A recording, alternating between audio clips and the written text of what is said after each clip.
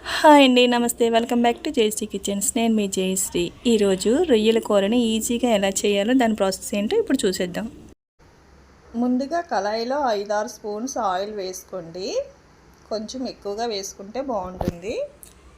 Onions, పచ్చిమిర్చి cut చేసి వేసుకుందాం. నేను ఇక్కడ 2 ఆనియన్స్ తీసుకున్నాను, పెద్ద సైజు.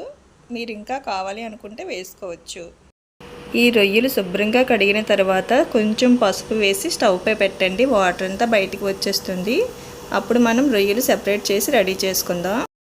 ఇలా బాగా వేగిన తర్వాత ఈ అల్లం వెల్లుల్లి పేస్ట్ వేసి వేయించుకోండి. నేను దీనిలోనే 1 స్పూన్ ధనియాలు, 1 స్పూన్ జీలకర్ర, అల్లం వెల్లుల్లి, 1 ఆనియన్ వేసుకున్నాను. మీకు ఇష్టమైతే ఇలా వేసుకోవచ్చు, లేదా అల్లం వెల్లుల్లి పేస్ట్ అయినా వేసేయండి. ఇలా ఆయిల్ సెపరేట్ అయ్యే వరకు వేగనిచ్చి మనం రెడీ చేసి పెట్టుకున్నాం కదండి రొయ్యలు, వాటిని కూడా వేసేద్దాం.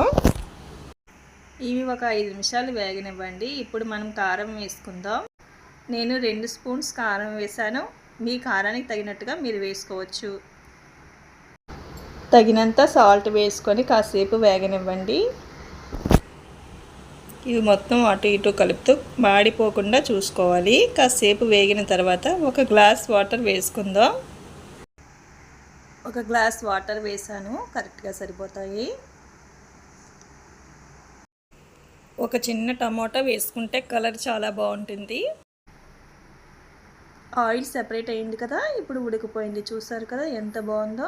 చూస్తుంటేనే నోరూరుతుంది కదా ఈ రొయ్యల కూర. మరి మీ ఇంట్లో మీరు చేస్తే ఇంకెంత బాగుంటుంది. మీకు ఎలా వచ్చిందో నాకు కామెంట్ చేయండి. నచ్చితే లైక్ చేయండి, సబ్స్క్రైబ్ చేసుకోండి, బెల్ ఐకాన్ ఆన్లో ఉంచుకోండి. Thanks for watching.